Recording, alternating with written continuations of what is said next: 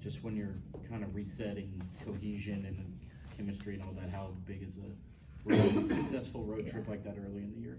Oh, I think it's so huge. It's what's so great about those neutral sites that they do now with the road game. It's you get a chance to play someone, you know, perceived to be pretty good, but on a neutral floor.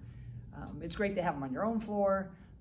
It's great to get a true home win, a road win on someone else's floor.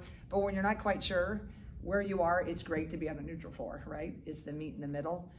So I think it really was great. It's early.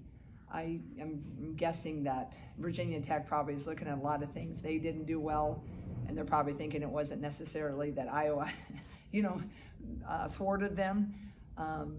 But I'm happy with the grit that they showed. Our team really made some nice adjustments at halftime, so I was happy about that. I think they held through, some sticky parts. So I think it is big for that. They're getting together and formulating some moments and memories of strength they can draw on when they get in some other tougher games. We talked about how even all that's new, like the experience that this team does have from the last 2 years, can be beneficial in spots. You look at the third quarter, goes from 2 to I think 16 in like 6 minutes. How much did handling kind of the ebbs and flows of the game up to that point and then being able to capitalize kind of show that? I think the big thing for our team, I think we can really make some strides when we get more consistent. We haven't really shot the ball that well yet, and we have some pretty good shooters on the team. We didn't shoot a great percentage. What did we shoot? The 20s for the 3, which is kind of uncharacteristic. So being able to hold mentally and rely on your defense and really still take some pretty good shots. We're just taking some really quick shots. And sometimes when you do that, you can't get your flow, but it can also kind of mess with your confidence. And I think they just kept going to the next play, got the stop when we needed it, went to the next play, and then that third quarter when it clicked again, then we had the separation. So I think that was a really, really good mark. Abby Stamp we were talking about it on our staff, just that grittiness, and that was really nice to see. But it was nice when that third quarter, when the shots started to fall a little bit and key players had some good moments. So that was a big turning point, obviously. I know there were a few things defensively that you guys wanted to clean up after the Northern Illinois game. What changed for the game last night, and what did you like from the defense? Well, in the Northern Illinois game, they're a much better shooting team than Virginia Tech was collectively, meaning the shots were falling. I think when you look back, we were fortunate that Va-Tech missed some shots, but we were exceptional on their leading key person of number 11, Matilda Eck. In the Northern Illinois game, we were just too helpy off of three-point shooters. We weren't in a good position in our gap. Want to be between the driver and the shooter and your person. And then we wanted to help on these drives, which really sucked in what they wanted us to do and left open these wide open shooters. So we weren't really disciplined in those gaps. And, it's nice to be an over-helping team, instead of just worried about yourself. So we really talked to them about being disciplined to your positions, and I thought that was much better last night. When we did get beat in the first half, it was transition. We didn't slow the ball, and our gaps weren't great. But then the second half, we really slowed down their transition, that's where they got a lot of those threes. So I think we stayed true to our gap, and we really understood personnel much better last night. So the Northern game, they had some really good pure shooters. I knew a couple of them because, they came to our camps and we sent them letters earlier in their careers. Taylor said that you guys had him scouted to a T. What was that? Well, we just hired some really good people. Like Sean Sullivan, he was our Grace Wide guy, then he made it to a manager, and we hired him young as our video person, but you can just see people who have a sense for things, right? And Sean just he loves to watch the game, break down the game. He also came from North Carolina, right? So he was in the ACC with Virginia Tech, but a totally different staff. So, and half the players had left. But I just have a lot of confidence in Sean and Randy and Raina and Abby, and they just work really hard. They watch a lot of film, and the confident way in which we all study it. There's gonna be times you can have a really great scout and you lose as well, right?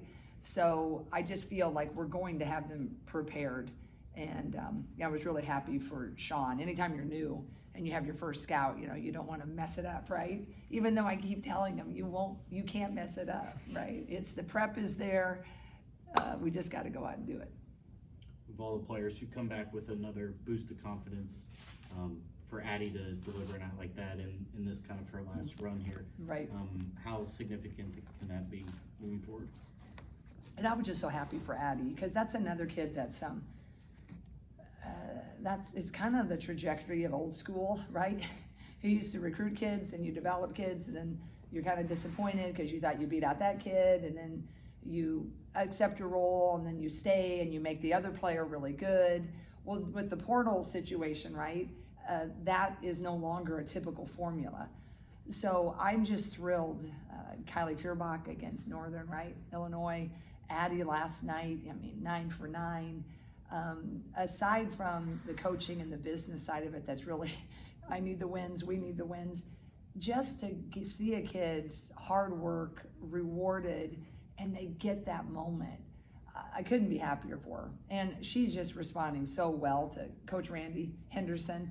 I think her approach, Randy's done a fantastic job getting her confident and ready, and it was just really nice, how they were playing us defensively. Addie was able to really counter with that 3/4 and that front. So I'm hopeful that confidence will lead to bigger and bigger things. How much has she leaned into, even if the first 3 years haven't unfolded perfectly, that there's still this last season to make your career? I think she's done great. And even at the beginning, it's neck and neck. At the press conference, it was so close. And I said, I thought, Ava led a little bit with her athleticism. But then Addie just kept going because they're both going to play. It's different, if you just think, man, that kid's going to get it and I'm never getting in. The message has been like, and I know people thought I was kind of hokey, but, the beginners of the game versus starters is like, you can't put so much stock sometimes on starting. The world does, right? And maybe your families and your friends do, but we need what Addie brings, and we're going to need what Ava is going to bring. And so we've just been trying to tell them to hey, just keep battling. And they really love each other. They're for each other. Of course, Ava obviously wants to play and have those moments, and I believe she'll get those moments.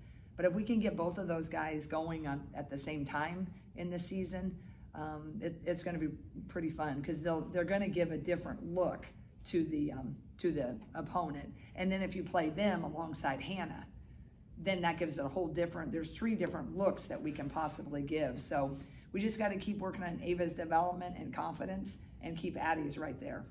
There's going to come a time here pretty soon where Sita Folter's going to be ready to come back in the starting lineup. Have you given any thought to whether Kylie or Taylor will be the odd person out? Yeah, that's the challenging thing, because you kind of have it set, and then you have an injury, then everybody kind of gets used to it, and now we got the next situation of, okay, who's going to be in the lineup and who isn't. And that's where I'd like to think that our team culture and chemistry is strong enough that whether it's Taylor or whether it's Kylie, that they really, it's disappointing, and it should be, because you want everybody competing for that, right? That's when you're great. Everybody's got to be battling. But then when the decision's made, you just got to keep battling even harder, because that's how you make yourself better, but you make, the person that edges you out better. And I don't foresee that after kind of a, moment of like, I wish I could have stayed in there. But we're going to need both of them. Kylie's a 3-point threat, right? She can hit the 3, she can attack. Her floater's not bad, but the element of her is her amazing defense, right?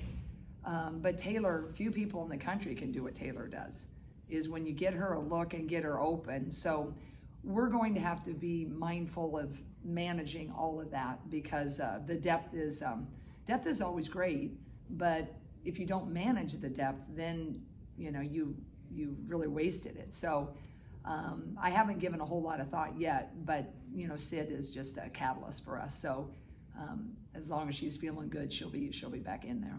You went with 5 people for the most part last night. I think there was a very clear 5 in terms of minutes. Was that just kind of the group that was working well? Was there anything to that? I think because we're young, in that environment, the very first time, I don't know how many thousands second round, but it was different. I mean, it's just different. That tournament runs it like an NCAA. You feel it. The locker rooms are dressed like an NCAA. They have a lot of media. It just, ESPN. So the feel is, we pull away, but then the Hokies would get close a little bit. They pull away. So you had to go with who was had a confidence about them. Not that these kids won't tomorrow or won't today, but it was just one of those situations where, we stat all the, we have different stats than you guys see, the plus minuses, but we kind of know what's flowing, who's getting the ball reversed sometimes, who's getting it, who's to the post easier, gives me more confidence. So that's why you saw it. Was it ideal? No. And I do not think as we get these freshmen more and more confident that you'll see that. That just is typical of trying to play combinations and trying to get them with the right people at the right time. Just quick, what's Toledo do? What's their? It's it's really interesting. We played a lot of people with different coaches, right? Because Virginia Tech, and now this gal is new, and she did a nice job at Monmouth. And so we've had to watch some of the stuff from there, because they've only played one game, opening night, and then we're their next one, which is kind of unusual. But they don't have a lot of size. I think they run some of the Princeton or Low Prince. I haven't really watched them as much yet. I did a little bit on the plane, but I haven't watched them that whole game.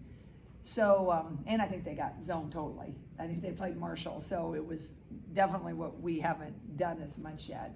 But she, I know her, she's always had a nice level of success, and I just know that there's posts are undersized, but they can also go to a 5-out, which is what Drake will do as well. They play a nice, Drake's always a juggernaut, and they play a 5-out too. But that's about all I know with Toledo right now. You're shooting 27% from 3 right now for 2 games. Is that something that you're alarmed by, or are you kind of just going to take it? No, I'm not alarmed. I'm more disappointed, because when you shoot poorly, it takes longer for that confidence to come back. We shouldn't be that low. When I look at us in practice, it's a little bit surprising. So watching the film, we're just not giving ourselves the best opportunity for a make. We're taking it at the wrong time. We're rushing. We should really sometimes drive the closeout versus try to force the shot. So that's what gives me more optimism, is we're just simply not putting ourselves in the best position to be a maker. But we I tell them, everybody can be a shooter, but you got to be a maker. And I see a lot of makers on our court in practice, but the proof is in the pudding in a game. So we got to start doing better with that. Just, I guess, real quick on Sid, how did she check out after, playing last She night? said really good. Yeah, it was nice to see her hit that 3. That was a pretty opportune 3 for her. I think that got her a little bit more confident. But I think our training staff and Doc Wolf did a great job of really putting her back. And Sid's work ethic is off the charts. Sid told me right away, Shaf, I'll be way back before 8 weeks. And I was like, I know. I go, let's have a secret goal, because I don't think few people at the beginning thought she would have got minutes in that one. But all youngsters need to take note. She did her training to a T, did as much extra as she could, and just really put herself in a position, because as what I've heard this morning, she feels great, capital T at the end.